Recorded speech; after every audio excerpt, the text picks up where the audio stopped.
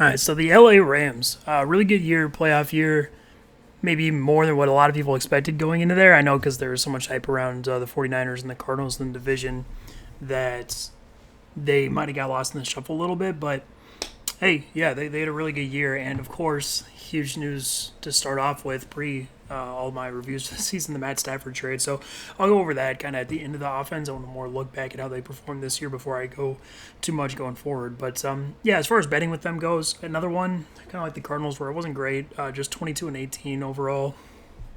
So, should have been a lot better. Now, they were they were interesting to me as far as their offensive line problems goes because they had injuries that I think I overestimated the impact of, especially later in this season based on matchups where I thought they would be more basically disasters than they were. And frankly, at the beginning of the year too, normally I don't believe in necessarily that players get a whole lot better once they get in the NFL. I think that pretty shown out to be true the vast majority of the time, but if anyone's going to make me rethink that, it'd be Austin Blythe, the Rams center, who I'll get to later, but that guy was the worst player in football last year for sure, and he definitely wasn't this year. So that's maybe also colored my opinion a little bit. But yeah, so going through the offense, what they have or what they got on roster and how they performed last year. So at quarterback, go over Jared Goff real quick. Normal line of the team. I mean, basically, you saw all his limitations. It's really the exact same thing that it was the last few years. They just had a different schedule that maybe highlighted his problems more. And he's just kind of dumb. No offense, but when people talk about the reliance on McVay and the thing in his ear, I think a lot of times storylines like that can get really overhyped. But in this instance, it's pretty clearly true because Jared Goff, he just fails to see defenders constantly, and he doesn't really understand defenses. Now, I think his arm talent is still probably top 3 in the league. That dude makes throws that almost no one else can. It's just they're just not that useful, especially when he's not doing it into good situations. So, yeah, Jared Goff, whatever. And it's really going to be interesting because with the Matt Stafford trade, Matt Stafford is about as complete opposite as you get. He's a extremely independent thinker in terms of operating inside of an offense. The Lions, now granted, the Lions' offense was terrible at creating yardage consistently, but Matt Stafford fed into that problem a lot. And I'm curious about how that's going to manifest when you talk about a quarterback who provides the high end. Like I've talked about this in other videos, Matt Stafford basically just better Deshaun Watson in a lot of ways.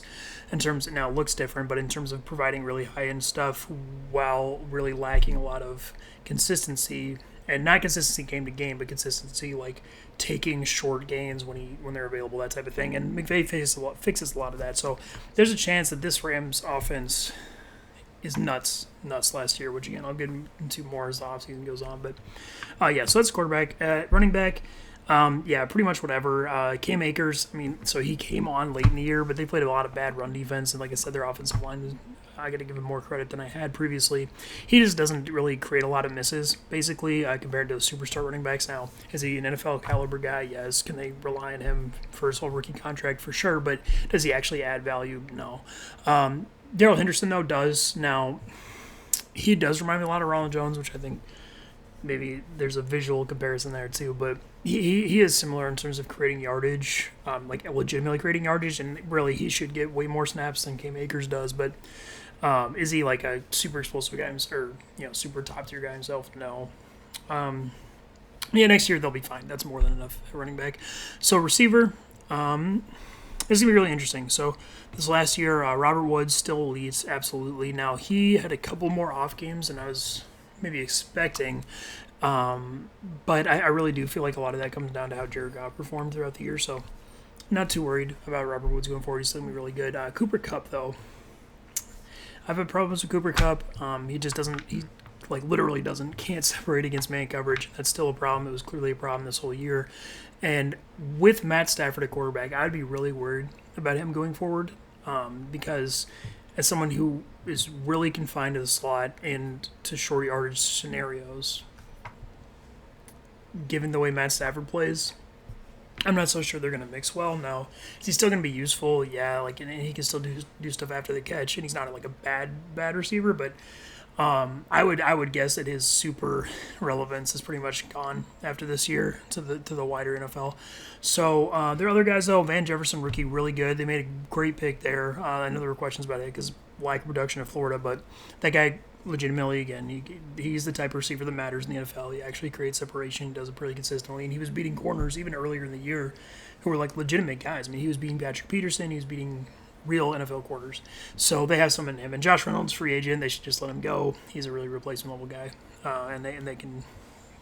They can make up for him with insert free agent here. So then the tight ends. Now, this is something I want to talk about mainly with the Rams, and that's Gerald Everett. I do think McVay is a really good coach, and I don't think, there's talk about like if it was a one-year wonder back when he made the Super Bowl. Granted, this year kind of made up for that a little bit, but, this was a more defensive team. I do think he legitimately creates yards and does things with personnel that, frankly, other coaches just can't do. But my one huge criticism of him is his usage of Gerald Everett. Gerald Everett should be a top 3-5 tight end in the NFL. He clearly does all the things that guys like, well, not George Kittle. George Kittle's different, but he's better than Darren Waller, for example, for sure.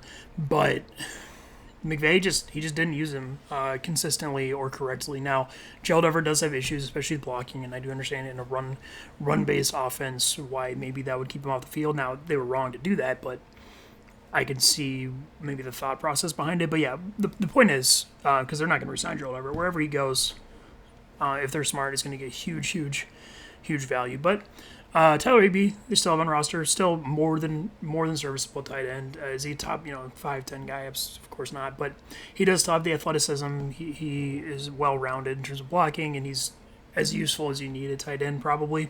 So overall, their skill positions, I do get a little bit worried about their lack of actual creators outside of Robert Woods going forward. But Matt Stafford can solve a lot of those issues. And Van Jefferson, like I said, actually has a chance to be something too. So we'll see exactly how that goes. But I do think that the skill positions are probably fine, given McVay as their coach, and the addition of Matt Stafford. So the offensive line. Like I said, I thought they were going to be horrible going into the year, specifically because of Austin Blythe. And that just wasn't the case. Now, was he good? No, he was still the main reason why they struggled throughout the year. Or when they did struggle, he was the main reason why. But he was not awful. I will grant you they should still look for a replacement, no question, and he shouldn't be starting on an NFL team, but should he be in the NFL? I've kind of changed my opinion on that to it's probably fine if he's your backup center at this point. There are other guys, though. Austin Corbett's pretty good. He does still fall into I talked about this in my Cardinals video, into the Quentin Nelson, J.R. Sweezy spectrum, which is a crazy difference of players, I know, but it's players who, when they look good, they look really good, and when they fuck up bad. Quentin Nelson just does it as a very small percentage of the time. He does do it, though, whereas J.R. Sweezy does it a huge percentage of the time. And Austin Corbett's on that spectrum, closer to the J.R. Sweezy side, but he's not bad. So I think you have something there. And then between David Edwards, Bobby Evans, and these guys that they've drafted the last couple of years in the mid rounds at offensive line, they've worked out. I mean, David Andrews was good last year. He's decent last year. He's decent this year, and he does meet the standard that you need to have a functional offense with him as your guard. So that's nice for them. And Bobby Evans, I fully believe would fit that if he were to play full time as well. At tackle though, Andrew Whitworth, ancient at this point, and Joe Noteboom. So Joe Noteboom, the tackle who came in for the Rams, originally drafted. I guess he was drafted as a tackle, but I know he tried out a guard more last year. He on many offenses of the NFL could not function at tackle, the Rams being an exception to that because of how they run offense. But that guy is terrible in pass protection. As long as he stays on the Rams, I don't think it'll show up too much, and I do prefer him at guard, but they do have something, I suppose, as far as a replacement level backup tackle with him. Whitworth is still really good. I'm not super worried about his aging until he retires. Just look at Richie Incognito, who's 2 years older or something like that, who is still doing, maybe a year older, who's still doing the same things. And if he's still thinks he's ready to be in the NFL, I think they are still set at his spot.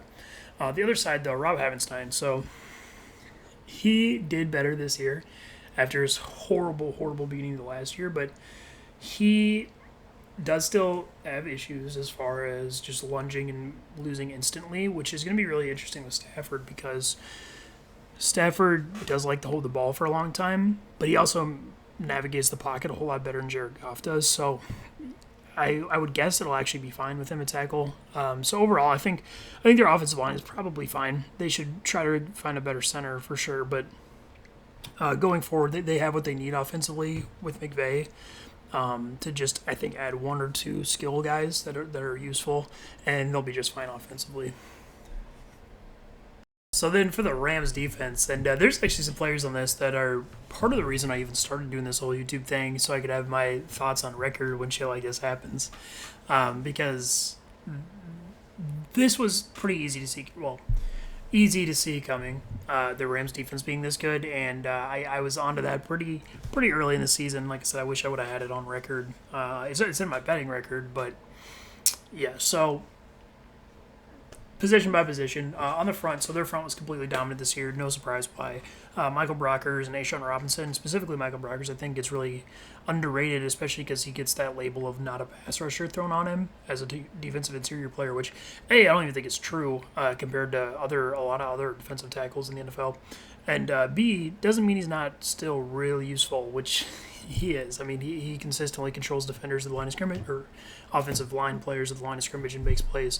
And he's really good. So, and A'Shawn Robinson does a lot of that too. Now, he was hurt for a lot of the year, but they're still set going forward. Obviously, kind of buried the lead a little bit. Aaron Donald, don't want to talk about him too much. Don't want to say best player in the NFL, best defensive player, whatever. Incredibly good. Best player I think I've ever seen. So, yeah, really good. Now, Sebastian Joseph, he's one of the players.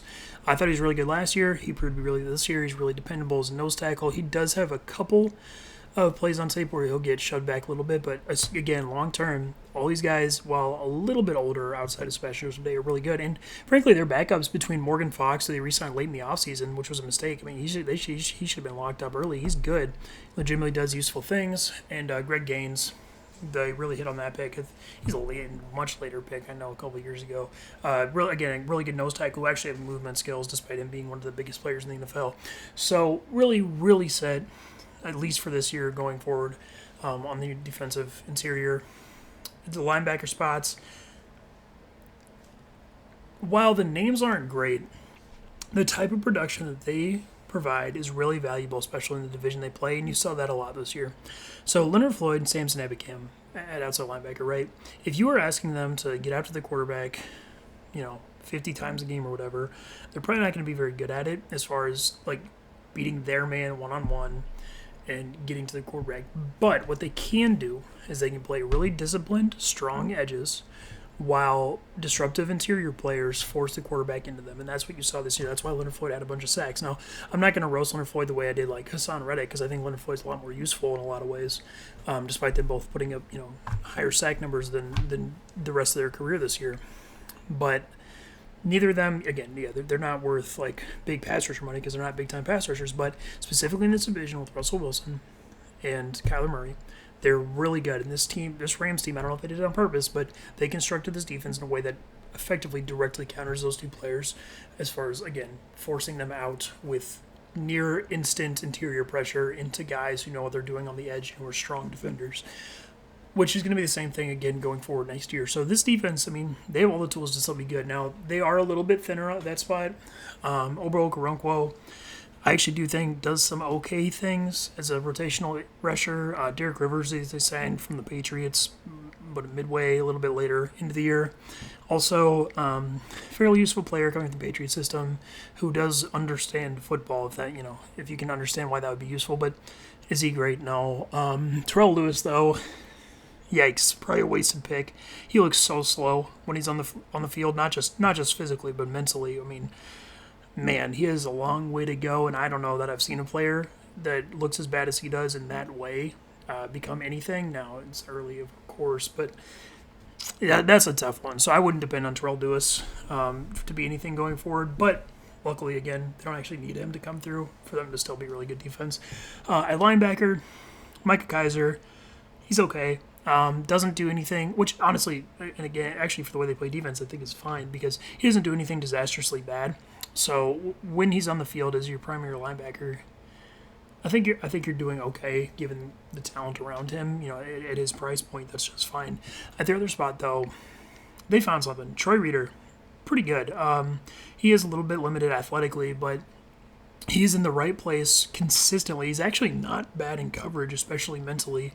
And when he was getting a lot of snaps towards the end of the year when Micah Kiser was out, And when he finally took over the starting spot or main number 2 spot from Kenny Young, who I'll get to him in a second, he showed why he should have been playing the whole time. Really good player, and I think you're pretty set with him, Micah Kaiser, given the rest of their defense, at least for this year, the next couple of years. Kenny Young, though, like I said, he's bad. Is he awful? Awful? No, but I am worried that given the splash plays that he was on the effectively lucky end of, just like the pick six he had against who I can't even remember who it was off the top of my head, but was literally forced by Aaron Donald. Aaron Donald reached out, pulled the running back who would have made the catch back from the catch point behind the line of scrimmage, so it wasn't a foul, which meant Kenny Young, instead of having to make a play on the ball carrier, just had the ball. The point is, I don't hate Kenny Young. I feel like I have to say it a lot, but don't expect positive production from him at any point going forward. But they don't need it. Again, I think they're going to be set there. And in the secondary, the main player I want to talk about, and this is the primary one I was talking about when I started this segment, is Darius Williams. Darius Williams, he was so good last year, and it's not surprising to me literally at all that he came in, was pretty much elite this year, and I would expect that to continue going forward because it's not a one-year thing. Like I said, he was actually, when he was getting snaps at the end of the year prior, was really, really good. And so, yeah, between him, Jaylen Ramsey, who got back to being super elite, and in this division with DeAndre Hopkins and DK Metcalf, he's perfect. Couldn't ask for a better corner. I said, maybe Stephon Gilmore, but they're the same player basically. And then Troy Hill, they're, again, really set, really good, and they're going to be good for at least the next couple of years. Depth-wise there, they do still have a problem. David Long, it really hasn't worked out to be anything. It was a second, third-round pick, 2 years ago. Now, granted, he didn't really get any snaps for me to judge whether that's because the players ahead of him were better or if it's because he was bad. But at safety, John Johnson's a free agent, and I think they should bring him back. I don't love John Johnson. That type of safety, just in general, I think it's overrated. I talked about that with Budda Baker, and I'll talk about that more throughout these teams, that because they show up on the highlights, I think people think they're better than they are. Now, John Johnson, I think, is one of the better of that type of safety. Actually, I do think he's legitimately good, and he's not a liability in coverage at all, but he's not, elite again. Jordan Fuller, though. 6th-round pick. He came in and just from his first game started making splash plays, but I actually do have concerns going forward.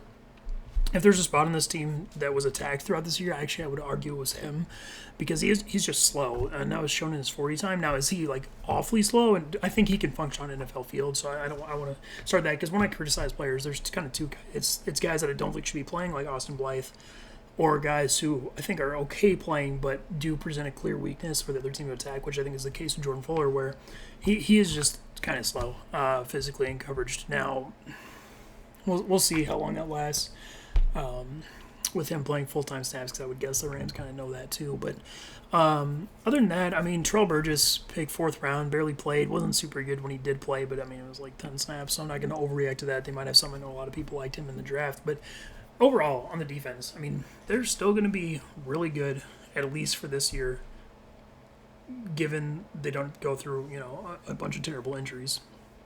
Because they have the pass rush that's fit perfectly for this division, and they really don't have, depending on what happens at the safety spot with John Johnson if he comes back or who they replace him with, they really don't have a weak spot, combined with probably the best secondary in the NFL, or best corner group in the NFL, so they're still going to be really good going forward. Not super worried about it. So that's how the Rams were. I'm not worried about this being a fluke this last year as far as their elite defense. I don't know if it's going to be quite as good next year, just given whatever their schedule is. But I'm pretty excited about the Rams going forward too, especially with Matt Stafford, who just a little upgrade.